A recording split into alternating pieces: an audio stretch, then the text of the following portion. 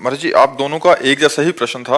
महाराज जी, ये जैसे आप कहते हैं कि बच्चों में सुधार होना चाहिए, माता पिता सही आचरण होना चाहिए, ये कह रहे हैं, कुमार जी कह रहे हैं कि मेरे माता जी का किसी से संबंध है और पिताजी का किसी और से संबंध है, जिसके कारण आपस में उनकी लड़ाई होती रहती है और इस पे हमारे पे बहुत असर पड़ता है। वैसे ही जी कह रही हैं कि माता पिता के जब आचरण गलत हो तो घर पे बच्चों के बहुत असर पड़ता है। बहुत बड़ी समस्या है, बहुत बड़ी समस्या है। और आप लोग अपने को संभालिए। किसका प्रश्न है?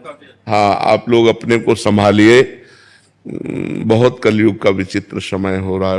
अब इस पर हम क्या बोल सकते हैं? जहां चरित्र ही दूषित हो रहे हैं।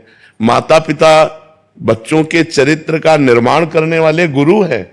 मातृ देवो भव, पितृ देवो भव। और जब माता पिता ही आचरणहीन हो रहे हैं, अब कलिकाल का ये मलिन व्यवहार है। हमें लगता है बच्चों को अपने जीवन को संभालना चाहिए, ऐसे माता पिता से दूरी बना लेनी चाहिए। अब वो घर में है तो क्या किया जा सकता है, लेकिन अपने को सुरक्षित रखना चाहिए।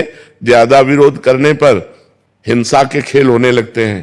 तो मुझे लगता है कि हिंसा ना करके, अपने जीवन को पाप में न डाल करके, उनके आचरणों की उपेक्षा करके अपने जीवन को बचाना चाहिए। इसी कारण मैंने 2 बार, मतलब काफी बार माता पिता पे हाथ उठा दिया। वही तो मतलब, हिंसात्मक प्रवृत्ति ना करे, चुपचाप शांत अपने जीवन को।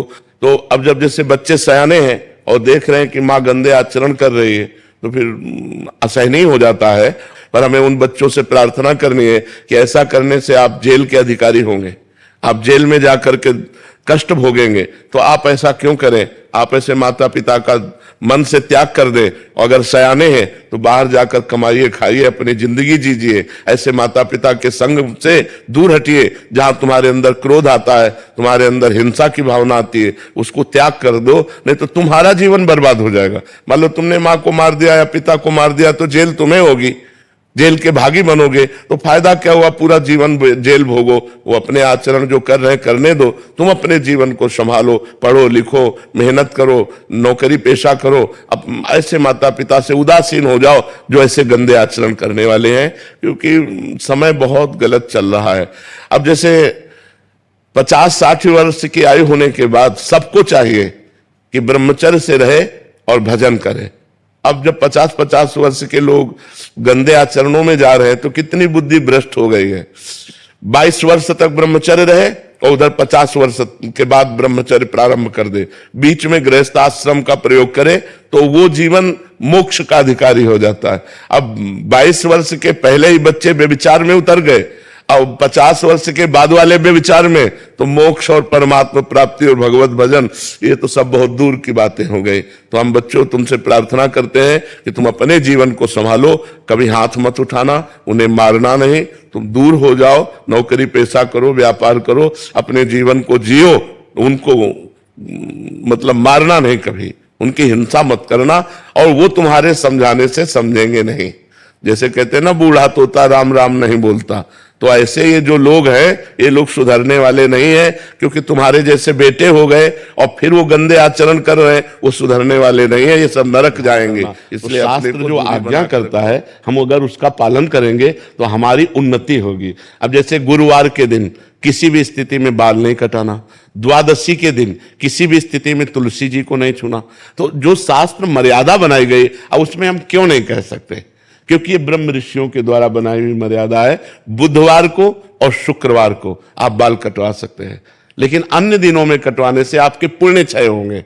ब्रह्म ऋषियों ने जो मर्यादा बना रखी है, अगर हम उससे चलेंगे तो हमें ज्यादा लाभ मिलेगा। अब रोज सुबह लोग बाल आदि, तो हम कहते हैं केवल बृहस्पतिवार को मत करवाओ, और ना मानो तो गुरुवार का दिन परम पवित्र गुरु के लिए है, उस दिन आप क्षौर कर्म ना कराएं, बिल्कुल निषेध है। नहीं, उससे पुण्य नष्ट होते हैं, आयु नष्ट होती है, बुद्धि नष्ट होती है। अब अगर आप नहीं मानोगे तो वैसे ही आपके आचरण होते चले जाएंगे, गिरते चले जाओगे। देखो, आप सब लोग यहाँ क्या देखने आए हो, हम आपको बता रहे हैं। आप यहाँ क्यों आए हो? हम 2 बातें आपसे रखते हैं। आप क्या देखने आए हो और आप यहाँ क्यों आए हो? तो आप यहाँ देखने आए हो साधुता, भगवान के भक्त का दर्शन, जो शास्त्र के अनुसार चलता है।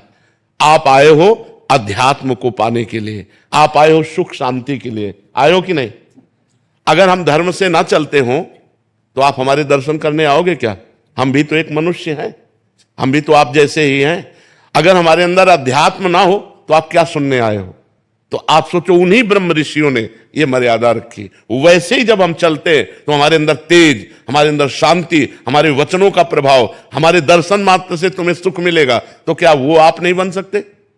आप विचार करो। तो जो शास्त्रों में लिखा है उस पर हम क्यों नहीं लगाते, उसका हम आचरण करते हैं। जैसे डॉक्टर कहता है कि आपको ये नहीं खाना, ये नहीं खाना, ये नहीं, तो हम उनसे क्यों बोलते हैं क्या दही नहीं खाना?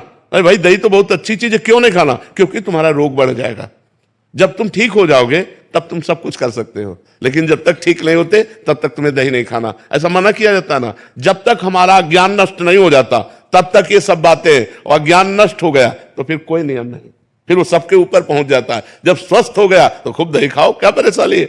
जब आप आत्मा स्वरूप में स्थित हो गए, देह भाव खत्म हो गया, तो बार बने या बना रखा रहे, क्या फर्क पड़ता है? तो हम अभी देहाभिमानी हैं, देह भाव से चलते हैं, तो हमें शास्त्र के नियमों का पालन करना। जो आज शास्त्र के नियमों का पालन नहीं करते हैं तो गिरते चले जाते हैं। अब ये शास्त्र आज्ञा करता है, जिस दिन से गर्भ आ जाए उस दिन से माता पिता को ब्रह्मचर्य रहना चाहिए। क्यों? क्योंकि वही वीर शक्ति फिर उसके ऊपर जाएगी तो उसके दिमाग पे, उसके अंगों पे वो कुप्रभाव पैदा करेगी, वो उसकी हानि पैदा करेगी और उसमें गलत संस्कार पड़ जाएंगे। कौन मानता है? शास्त्र जो आज्ञा करता है अगर उसके अनुसार चलो तो आज सब सुखी हो जाए। पर शास्त्र की आज्ञा का कहां पालन हो रहा है? बोले प्रातः काल उठना चाहिए, ब्रह्म मुहूर्त में उठ करके गुरुजनों माता पिता के चरण छूने चाहिए। कौन मान रहा है? प्रातः काल उठ के रघुनाथा, मात पिता गुरु नावे माथा, मातृदेवो भव पितृदेवो भव अतिथि देवो भव। कहां गया? पहले लिखा होता था घरों में बड़े अक्षरों में अतिथि देवो भव, अब लिखा होता कुत्ते से सावधान, नहीं लिखा होता। तो हमारे जो शास्त्र कहते हैं उस पे हम क्यों लगाने का अधिकार नहीं करते? हम उनका पालन करते हैं। क्यों लगाने का मतलब संशय करना, और पालन करने का मतलब श्रद्धा करना। और श्रद्धावान लभते ज्ञानम, श्रद्धावान ही ज्ञान को प्राप्त होता है, श्रद्धावान ही आनंद को प्राप्त होता है, श्रद्धावान ही परम शांति को प्राप्त होता है। इसलिए हमें लगता है शास्त्रों की आज्ञा का पालन किया जाए, ना कि उसमें क्यों रखा जाए। बस समझना है, हर भाव को समझना है। शास्त्र मर्यादा है। जैसे देखो, कहते हैं हम सब एक हैं, हम भी कहते हैं सब एक हैं। अब एक पिता के दो पुत्र हैं, एक बड़ा एक छोटा है। अब छोटा वाला बड़े के पैर छूता है, छूता है ना। अब ये मर्यादा है, शास्त्र मर्यादा है। तो देखो कितना अच्छा लगता है अगर छोटा वाला आकर के कर दे कि जिस बाप से तुम पैदा उसी बाप से हम पैदा हैं, क्या कमी जो हम तुम्हारे पैर छुए। उद्दंडता कही जाएगी कि नहीं कही जाएगी? और जब भैया कह के पैर छूता है तो हाथ। तो ये जो हमारी एक मर्यादा बनी हुई है, जो हमारे शास्त्र आज्ञा बनी हुई है, उसका पालन करने से हमें आनंद मिलता है, हमें शांति मिलती है, हमारी उन्नति होती है। और जब हम शास्त्र की आज्ञा का उल्लंघन करते हैं तो अशांति होती है, क्लेश होता है और हम अवनति को प्राप्त होते हैं। इसलिए हमें लगता है जो शास्त्रों में लिखा है उसका अक्षरशः पालन